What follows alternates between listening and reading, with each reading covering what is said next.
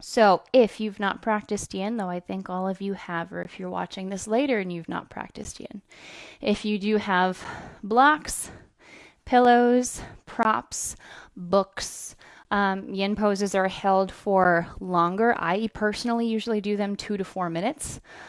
Just because I like to err on the side of caution. Some people do hold them longer. If you ever go to a yin class and you're like, dude, Julia never holds this for 6 minutes. I don't. Some people do. So be warned. Um, but there's options. We're not making this restorative yoga. Yin and restorative are different. Yin, you should still feel something. Restorative, you'd prop yourself up so much that you wouldn't really feel much. So adding appropriate stress to the joints, the bones, the tendons, not so muscular in nature. So let's get going. Go ahead and find your tall seat on your mat. We're going to start seated for pretty much the first half of this practice. So if you'd like to, first optional prop, I'm lowered to the floor here because we will not be standing up at all today. If you'd like, grab a towel to sit on. Say your hips are more elevated. We'll be starting with several seated poses. So you may want to have that close by and maybe an additional pillow or blanket as though we're taking folds. We can stop the body from folding if we've folded too far already. But first, our tall seat. Closing your eyes. Hands landing onto the tops of the legs. And we'll begin to observe our 3-part breath. Inhaling into navel, rib cage, and chest, feeling as though the breath lifts up the spine, up toward the crown of the head. And as you exhale, release the breath back down the spine, down toward the hips, feeling where they land into the floor. Inhales, draw tall toward the crown of the head. And exhales back down the length of the spine. Notice how the breath moves through your body right now. What experiences you had throughout your day that may cause the breath to be a little more constricted. Any physical things, maybe if we've been gardening, if we've been working out a little more than usual, maybe there's not as much expansion because the physical body is a little uncomfortable. Honor that it could be different morning to night, one day to the next, and just observe what is right now without judgment.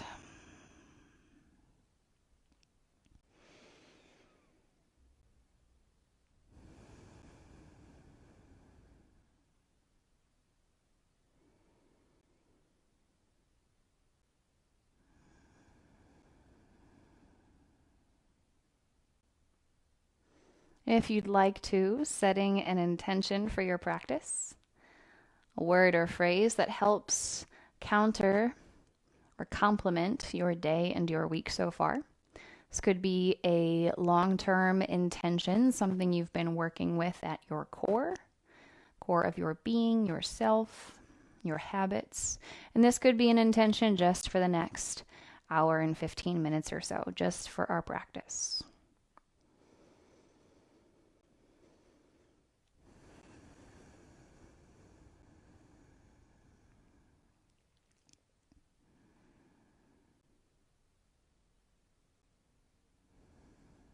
Bowing your head to your chest to seal in your intention.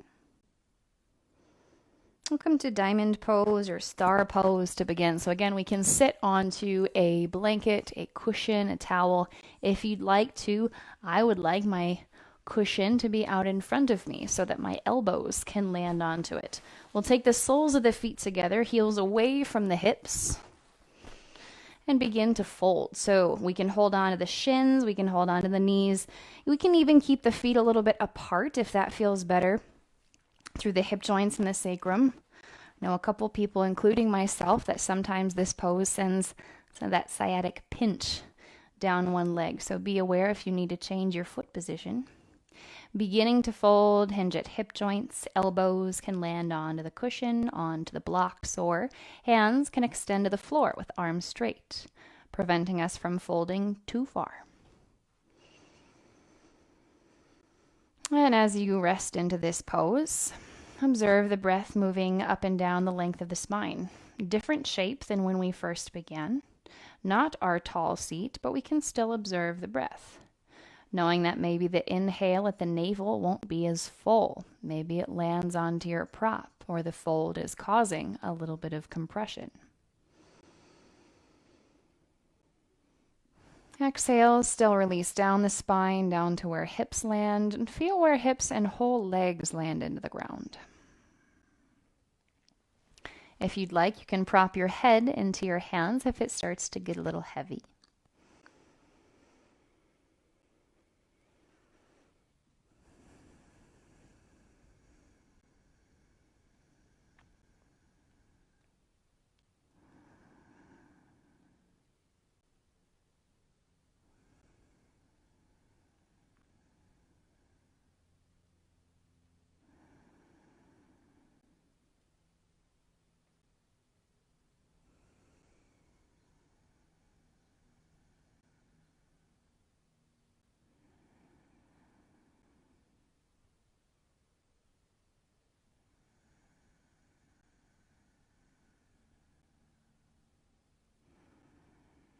Notice the longer you stay, the more the mind may tend to wander, giving it something to land with, maybe your intention again, a specific sensation you're feeling right now, or simply observe the compression or the stretch, whatever you may feel, something that's tangible if you know you have a difficulty with the mind wandering, or maybe something more subtle if you're in the headspace to go into the subtle right now.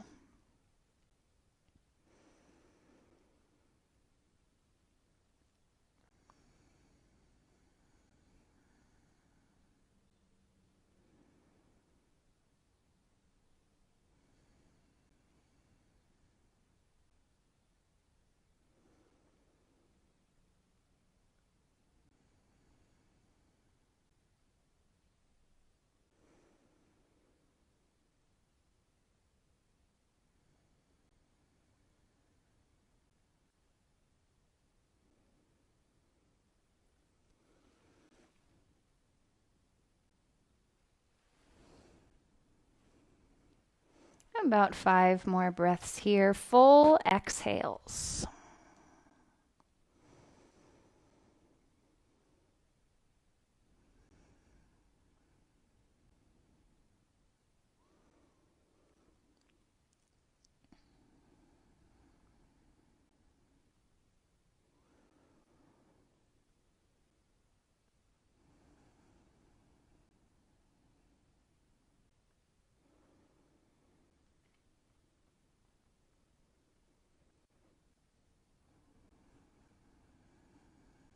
And on your next inhale, go ahead and begin to walk the hands back up, lifting out of our fold. We can set our prop to the side if we used it under the elbows or underneath the hands. And rest with the hands onto the tops of the legs here. We can stay in the same position or cross the legs if that feels best. Noticing if anything may have changed from before the pose, during and after, any temperature, any sensation, any heat, any cooling. Getting into the observer's mindset instead of the doer's or the practitioner's mindset.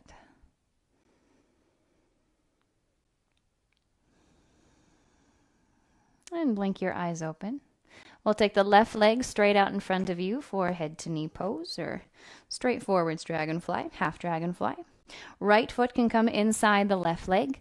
Right knee relaxed out to the side. And here's one. If you feel like the knee is really, really scrunching, if it's too tight in here to even begin to sit tall or fold, set a block underneath your knee so that it has something to land on. It's not releasing and sabotaging the rest of the pose. Sitting tall, lifting tall, begin to fold forward over the left leg. Now in yin, we can break some rules. So we could stay here with the tall stacked spine, or we could surrender a little bit more into the pose. Once we know that the hinge part in the fold has at least started from the hip hinge. and not just becoming a rounding into the spine.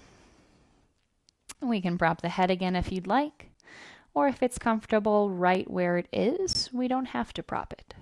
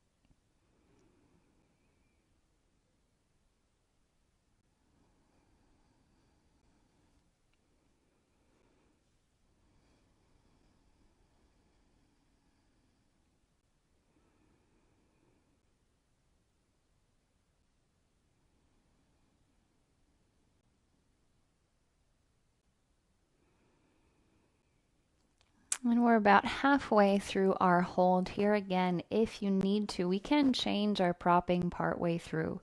We will try to set up in a way that's sustainable for the whole practice, but you can always change. Notice if you really need to change for comfort or if we may have the tendency to fidget.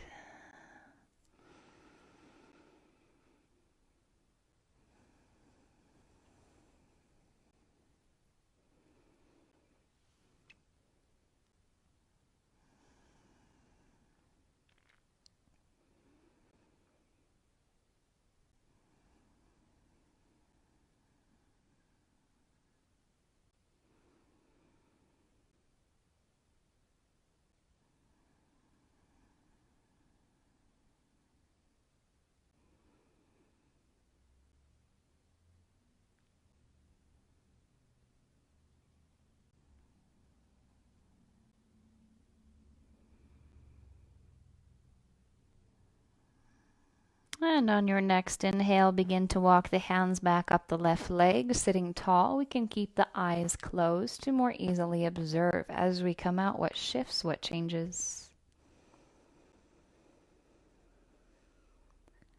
And taking the time in between to focus back onto our 3-part breath.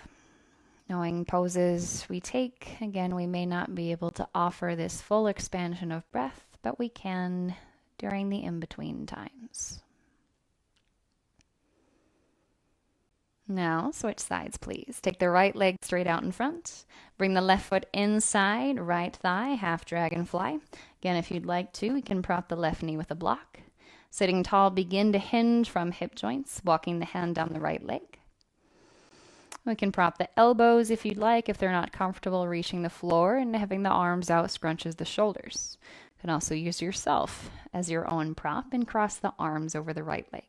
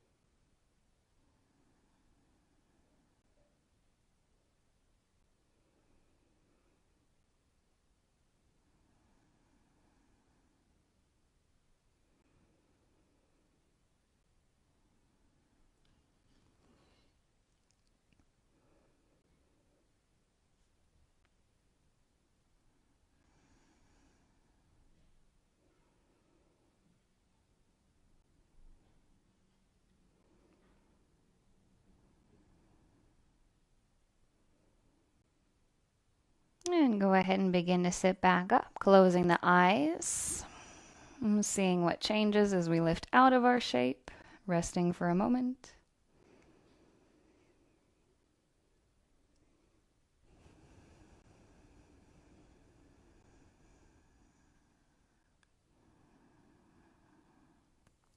And we'll shift forwards onto hands and knees, please. Coming into tabletop. Kate, we're doing your favorite. We're going to come into dragon pose. We'll take our dragon series here today. We'll step the right foot forwards. We'll walk the right leg underneath the chest so the hands can frame the right foot.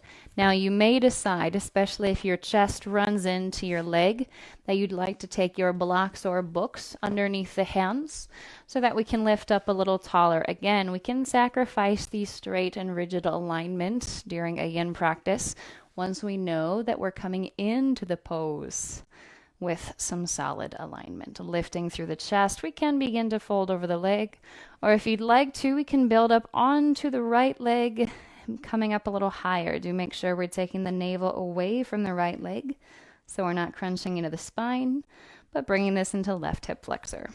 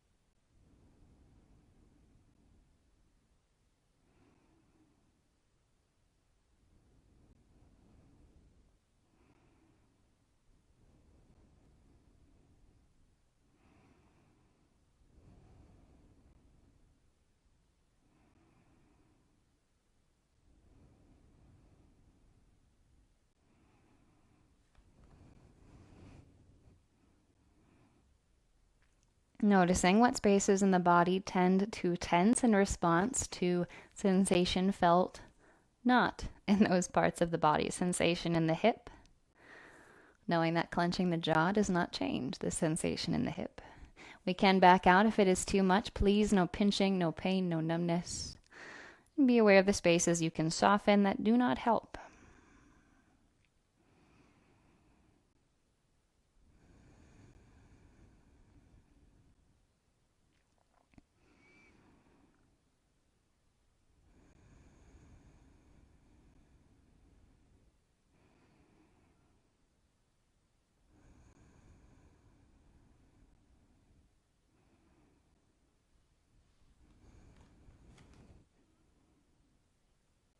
And gently release the hips back over left knee. So start to begin to straighten right knee. Move the left hip back so it's no longer stretching, but even a little bit folded.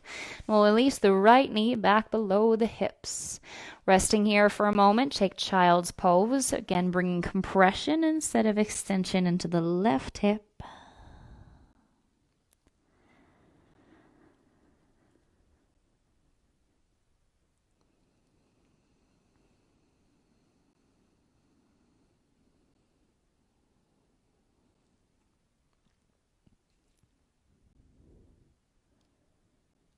And rebuilding. We'll switch sides, stepping the left foot forwards, coming into dragon pose. Left foot can walk farther out in front if you'd like, bending left knee over ankle. It can start to go over the toes, but make sure, please, you feel stable, that that leg isn't super wobbly from side to side, and the left heel is on the floor. We've just reversed this, so it could feel a little extra strange and take a little extra time to settle in, switching from the previous side.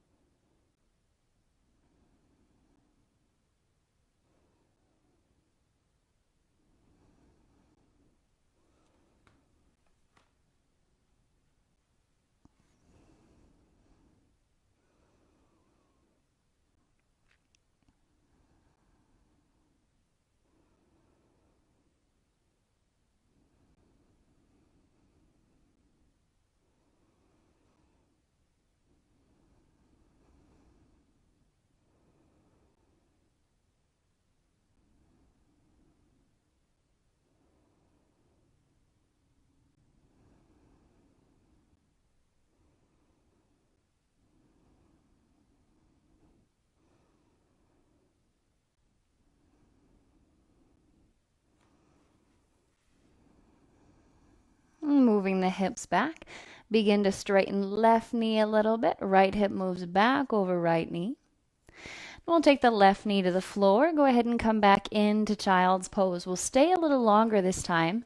So if the hips are not always comfortable reaching back to the heels, we can take a blanket on top of the calves, pulling it in toward knee creases. You do not want a thick blanket, but this ends up making a slight hammock for your seat so that the hips do not feel like they have to release back between the legs. You could take the forehead onto stacked hands, forearm, or a block if the block is not too tall.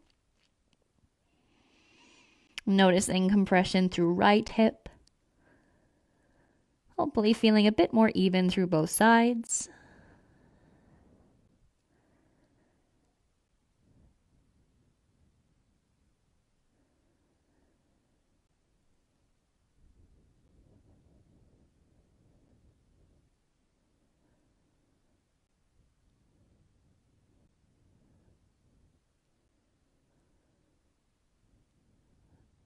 And lifting up. Please come back up onto hands and knees. We'll set the props off to the side. We will probably not need them for this next pose unless if your knees are sensitive, and you probably figured that out with dragon pose. We can always kneel onto a blanket for this next one. We're going to take gate pose. We can set the blanket into the middle. We'll kneel onto the left knee and step the right foot toward the back of the mat. And gate pose is not always included in a yin style practice, but I do very much enjoy including it. Slide the right hand down the right leg. We can keep the left hand here as we're going to stay here a little bit longer. You may decide you'd like to keep it here. If you extend up and over, it will bring more weight, more intensity into our side stretch. Your choice of where you'd like to place the arm.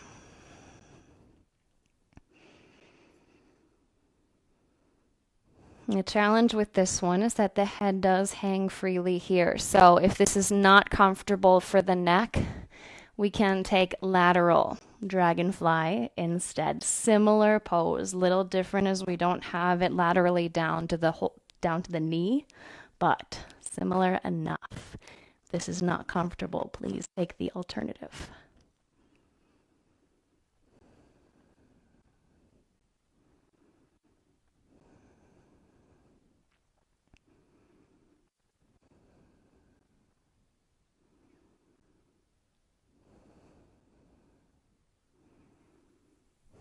And we can always look down or look sideways as well. Typically when we take this in a yang style practice, we turn up. We can keep the head neutral or look down.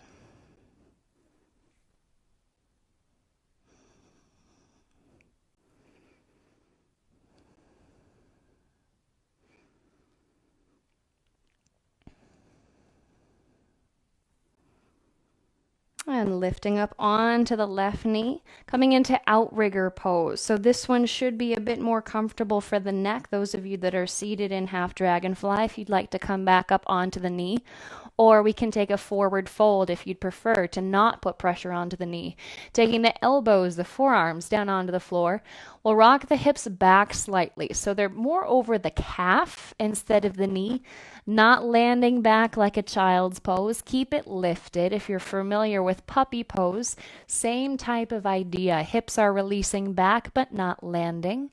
Bringing a stretch to the inside of right thigh, maybe into the adductors, inside seam, maybe into the hamstrings, back seam.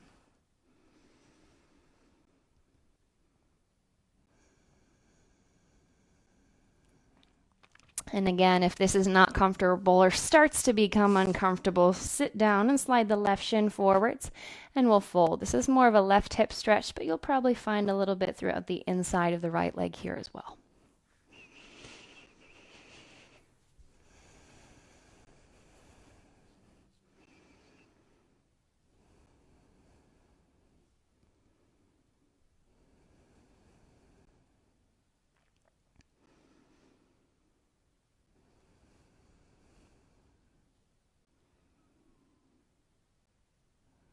And building back up onto the hands.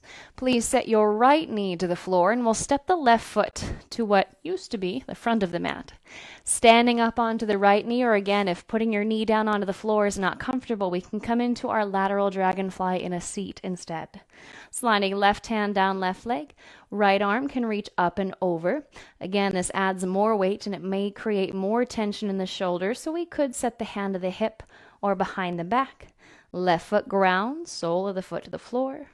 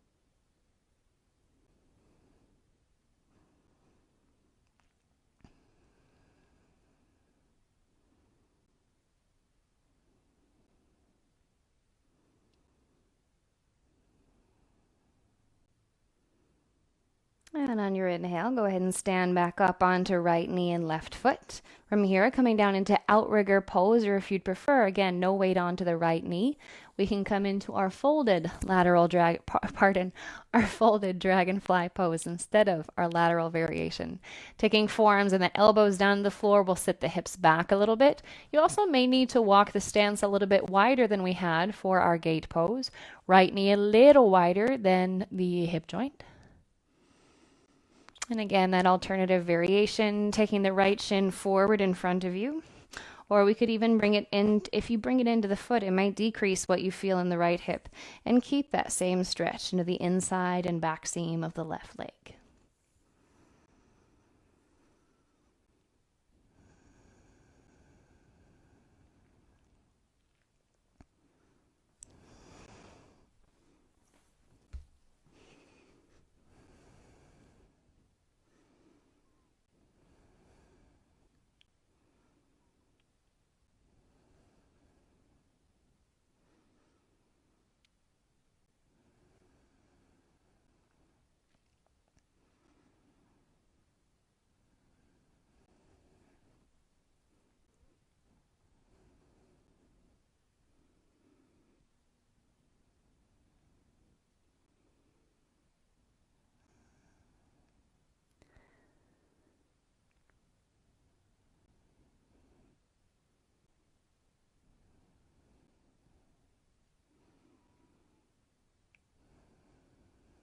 And lifting back up onto the hands. Set the left knee down below the hips. Come back to hands and knees. We'll take a brief cow pose. Lift the chest, shoulders back. Hips tip back behind. And exhale, round cat pose. Go ahead and stay here for a breath. Navel hugging up and under. Inhale back to a cow pose. Lift the chest. And we'll either come into frog pose or a wide-legged child's pose, your preference. For frog, we can keep the knees on the mat, or if you'd like, if you're on carpet even, or a slippery floor, you could let the knees slide past the edge of the mat. Do know that you will somehow have to get out of that pose again. And if you'd prefer, we can come into wide-legged child's pose instead. So this is a lower variation, kind of both bent knees of outrigger pose, significantly lower than outrigger. And be mindful of where the hips are, especially if we're in frog pose. Hips and knees will be around the same line. For wide-legged child's pose, hips will be back by the heels and knees will be up around the rib cage.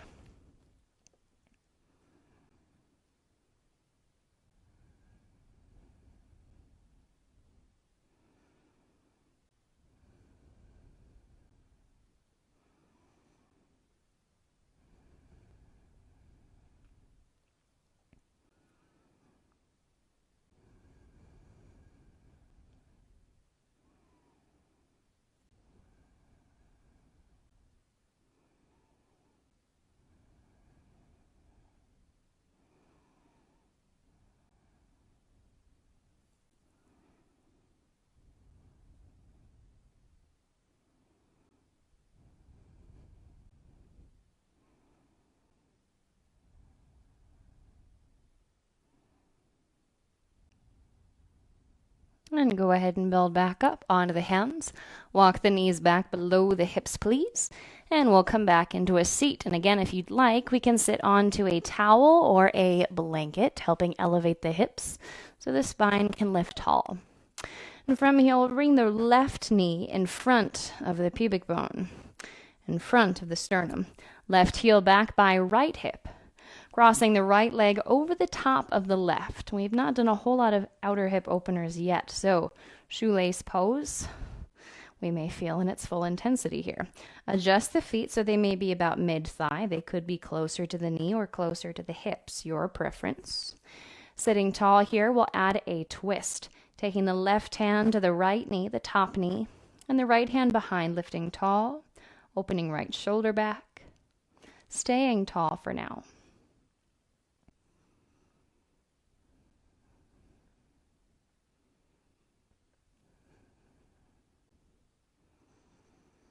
And again, returning to our 3-part breath, even in this twist, it may be a bit more constricted, and that's okay. But at least aware of how we are breathing, when. How the physical body, how events, how situations may change the breath. We may not notice. We may not come back to our fullest breath for a little while.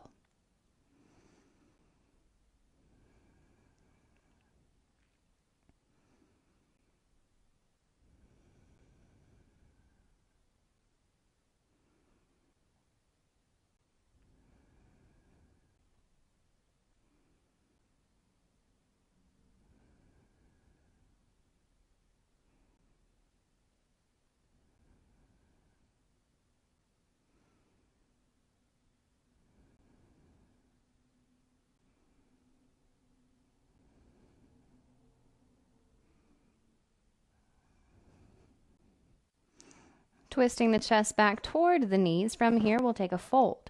Sitting tall, begin to fold forward over the right leg. And if this is uncomfortable, chances are the twist could have been pretty okay because it's a little like our cross-leg twist here, Marichyasana. Or we can take figure 4 instead. Most of our fold is going into the outside of the right hip, the top hip. So we could take figure 4 as an alternative to shoelace.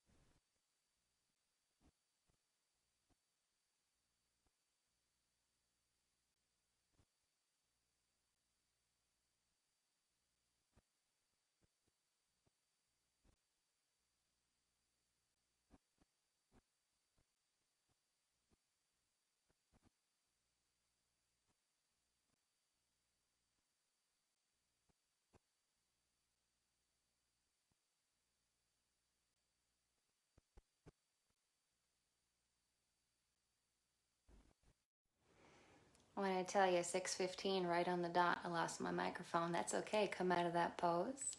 And we're going to switch sides. The nice thing about yin is I don't have to talk the whole time. So please bring your right knee in front of the pubic bone. Cross the left leg over the top. So the left knee is pointing forwards, feet about mid-thigh, just switching sides. And we'll take our twist first. So spine tall, twisting to your left, right hand onto left knee, and the left hand planting behind the hips. And we're gonna hope this connectivity comes back in about 2 minutes when we're gonna switch to our fold.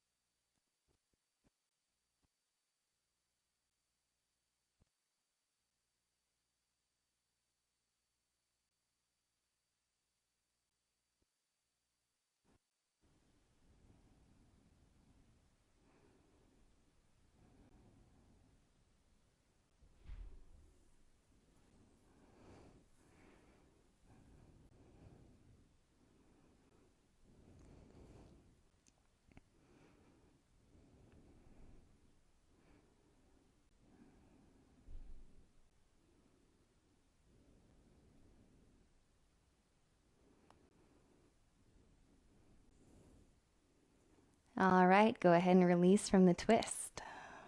From here, we'll sit tall and begin to fold over the left knee. Instead of the fold, if this is uncomfortable or too much, we can take figure 4, planting the right foot and crossing left ankle over the top of the right thigh instead.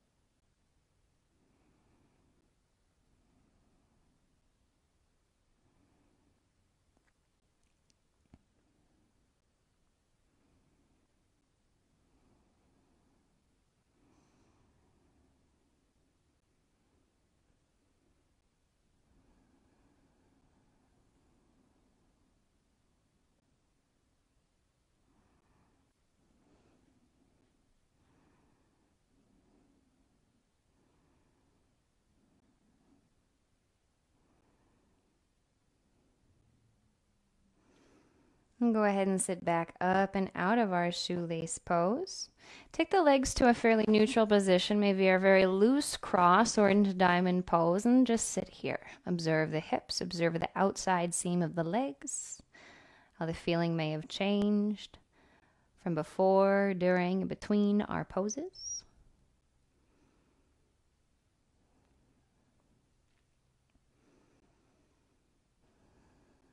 And we'll shift forward back onto the front of the body.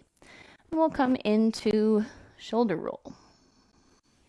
Releasing all the way onto the front. Right arm extends out either in a straight line, or we could take a goal post shape. Goal post shape will bring it more into the chest, though it may be challenging to do so. Rolling on to the right hip, we can bend left knee up toward the ceiling, reach the left arm behind, just like with our gate pose. The more weight, the left arm reaching back will bring more weight into the right shoulder stretch. If it is too much, leave the left hand to the floor in front of the chest. And we can let the right side of the head rest onto the floor or a block, or we could start to turn up toward the ceiling, following the twist into the neck.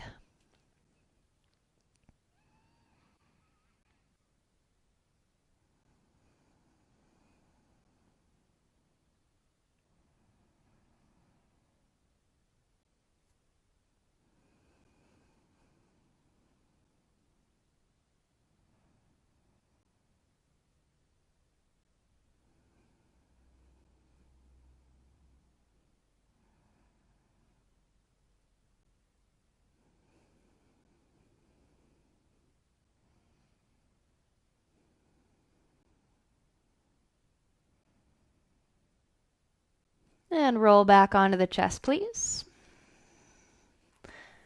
Switching sides, left arm out to the side, straight out or goal post. Roll onto the left hip. Right knee could turn up, right arm could reach back, or again, we can leave one or both in front of you if adding this weight back into the left shoulder is too much.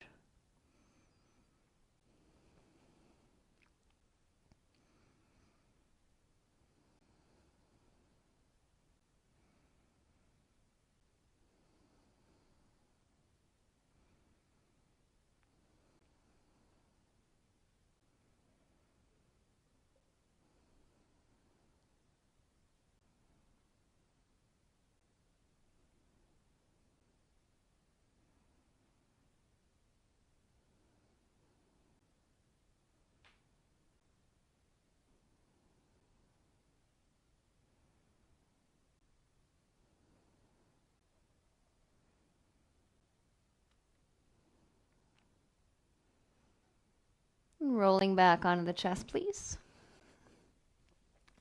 Coming up into a Sphinx pose, chest lifts forward, shoulder blades draw down the back, lifting the heart.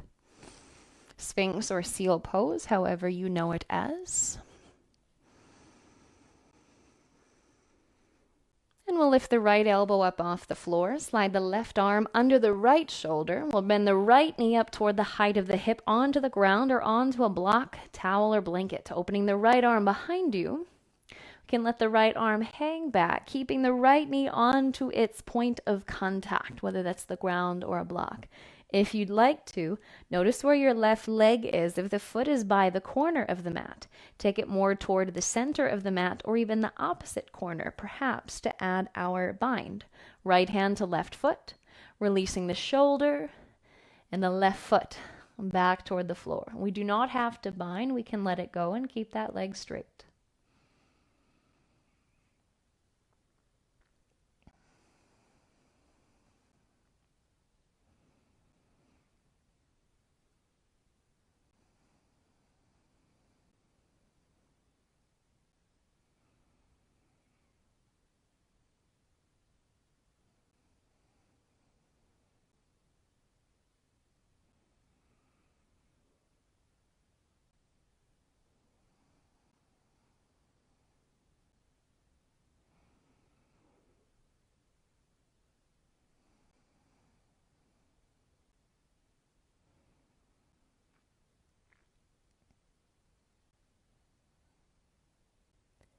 Rolling back out of the chest, build back into Sphinx pose or seal pose.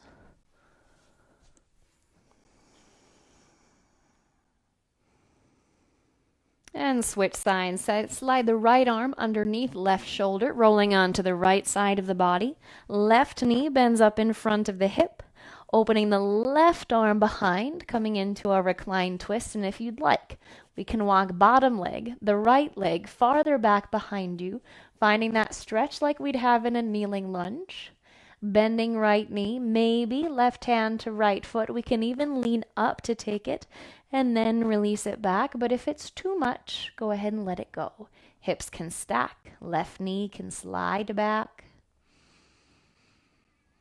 And breathing. If we do not breathe, the body does not get its signal that everything's okay. It will not stretch, it will not open, it will not let go. Make sure we can breathe, or else we're not doing a whole lot of good.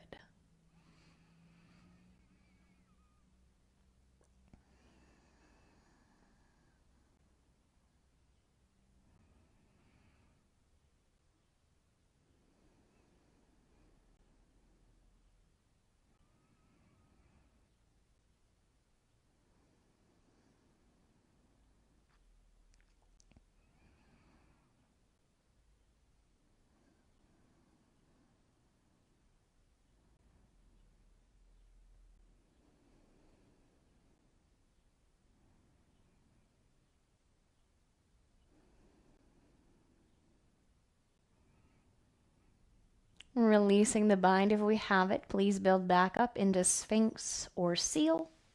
Back to elbows and forearms.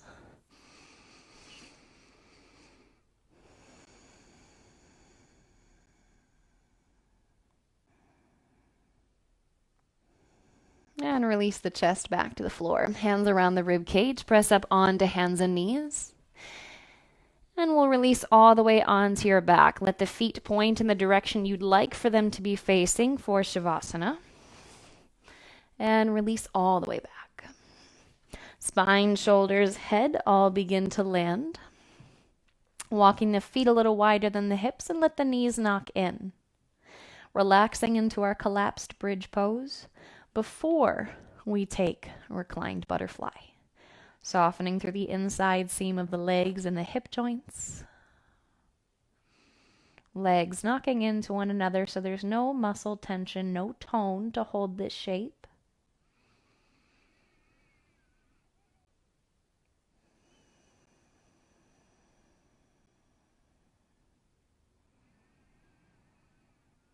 And we'll come into reclined butterfly. So if you'd like to, we can take the arms into a goalpost shape. This may open the chest a little bit more. If it's too much, we can W. We can slide the elbows down, or we can straighten the arms a little bit until the backs of the hands do land for comfort. Soles of the feet walk together. Let the knees release wide. Again, we could take blocks underneath the knees if this is too much.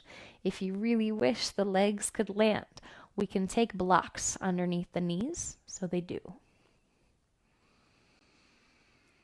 Finding our long, smooth breath once again as you rest. Feeling the bowl shape of the pelvis, especially as this pose can help encourage more space at the pelvis.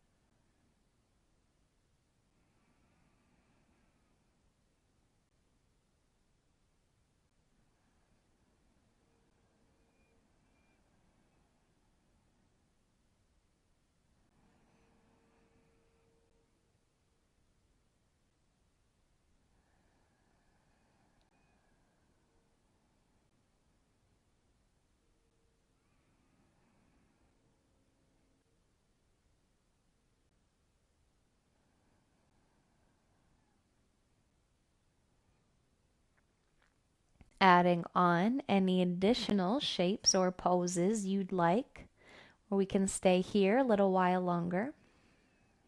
Take your time to complete your practice, and when you're ready, we'll release into your preferred shape for Shavasana. We can walk the feet wide and let the knees knock in, essentially reversing our reclined butterfly, or straighten the legs down the length of the mat if that is comfortable. We could also take a rolled up towel or blanket, or if you have a bolster, placing the bolster underneath the knees so they have a slight bend so that the hamstrings aren't completely straight. We're not fighting the low back for comfort. Finding your preferred reclined position when you're ready.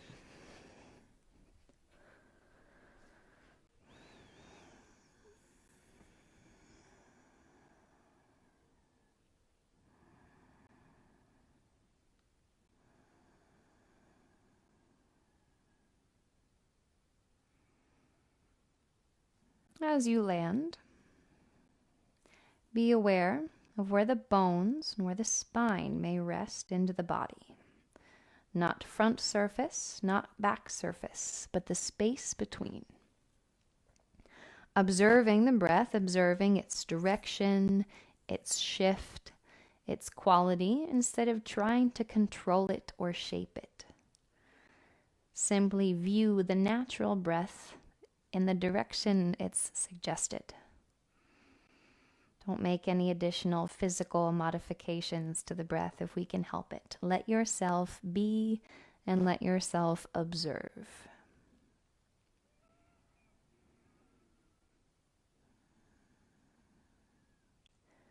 On your next inhale, observe the breath moving from the soles of the feet, up the bones of the legs, up the spine, the arms, to the crown of the head.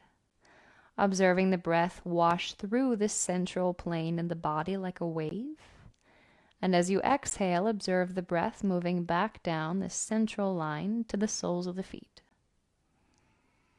Observe the inhale moving up, central line of the body toward the crown of the head. And observe the exhale down to the soles of the feet. Though it's tempting to shorten or lengthen the breath, try to keep our natural flow of breath. There may be a slight pause between both halves.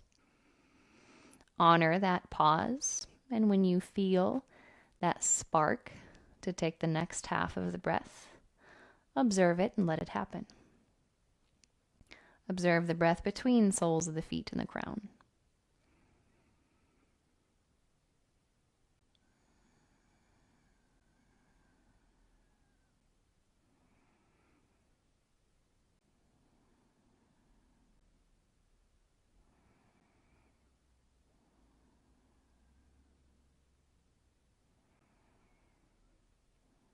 Observing the breath move down to the ankles. Observe the inhale, draw back toward the crown of the head. And observe the exhale back to the ankles.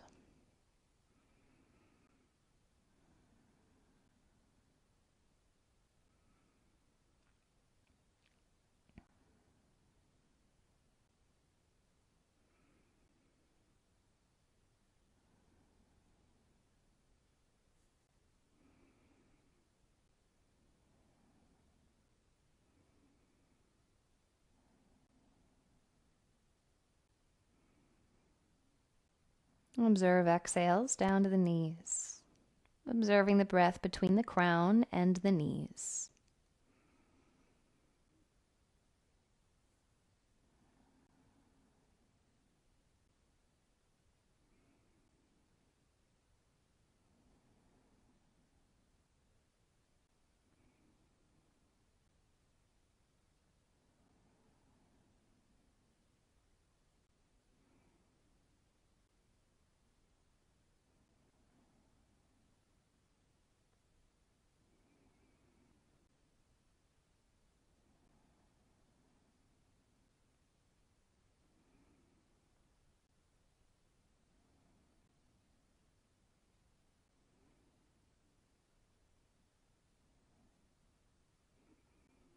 Observe the exhales to the base of the spine,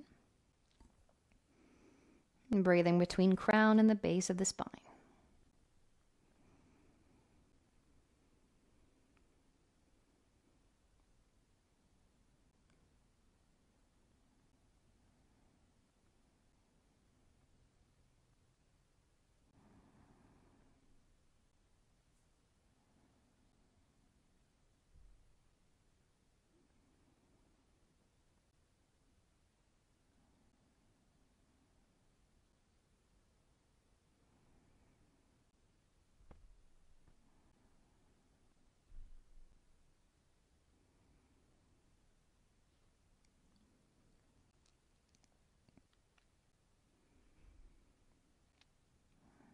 Observe the exhales to navel center. Breath observed between crown and navel.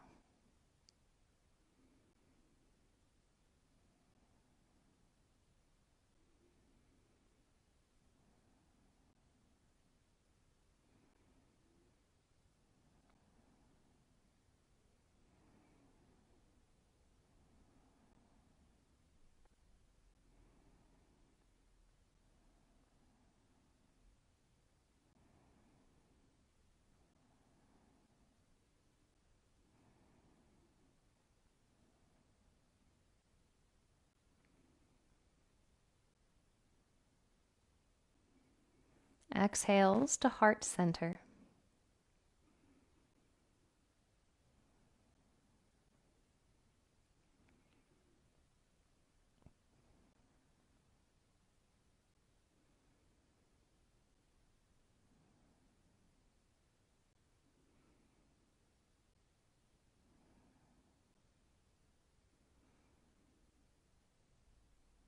Exhales to navel center.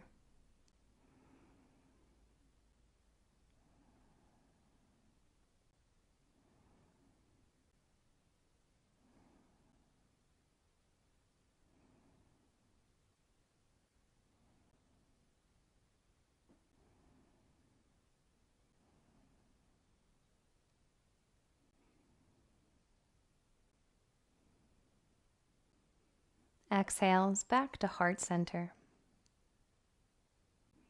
Inhales to crown, exhales to heart center.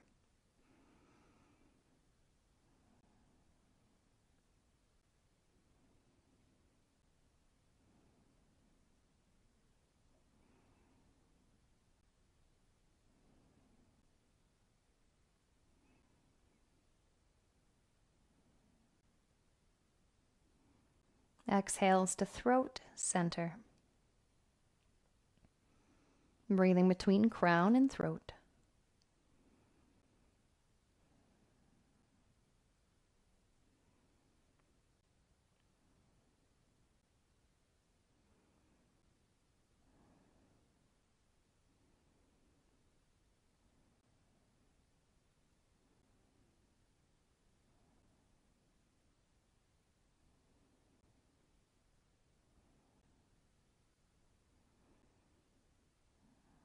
Exhales to the point between the eyes.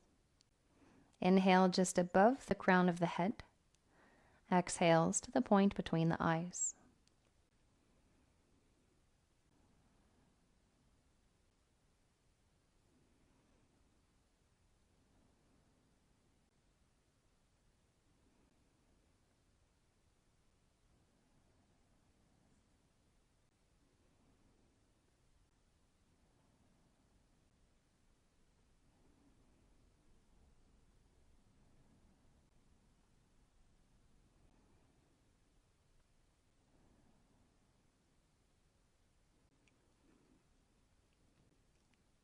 Rest with your awareness at the point between the eyes.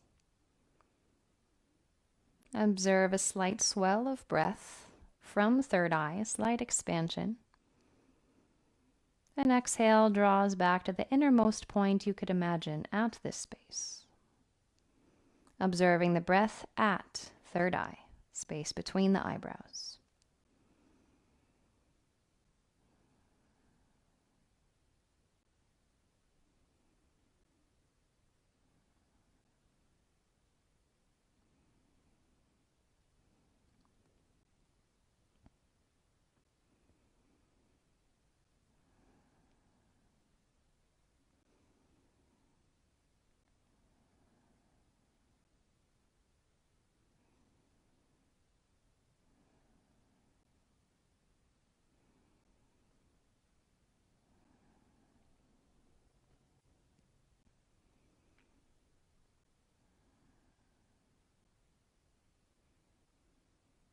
Return to the intention you may have set at the beginning of your practice, repeating it a couple times in the mind, feeling it through physical body, energetic body, through the mind and breath.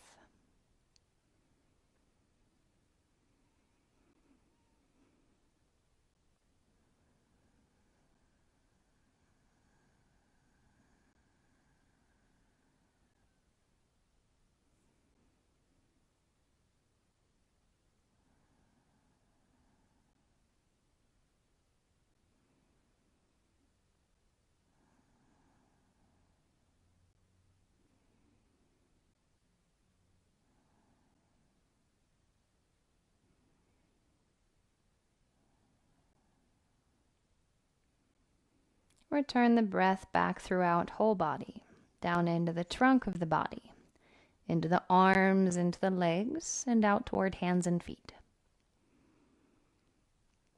Begin to move the fingers and the toes. Bend the ankles and wrists. Gently start to walk the feet back, slowly hugging the knees to the chest. Be aware of anything on either side of you. Roll to one side for a couple breaths.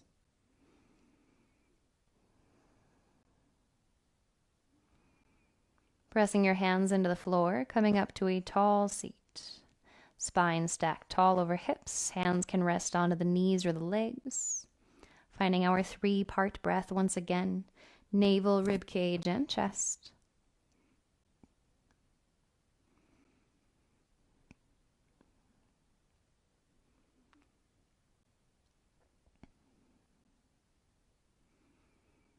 Taking your intention and your practice with you, this idea of observation, of being, of presence, whatever part of this practice you found beneficial.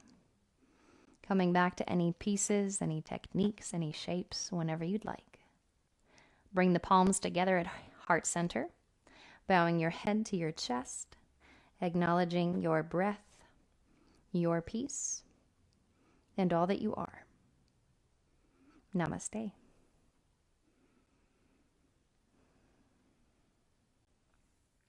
Hi guys, thanks for practicing with me today.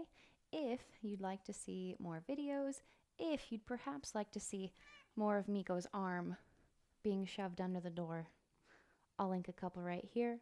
I'll link my page. I'll link the most recent series or video. And subscribe if you'd like to let yourself know when I put out a new video. What do you think, Miko? Do you think that's a good idea? I think that's a good idea.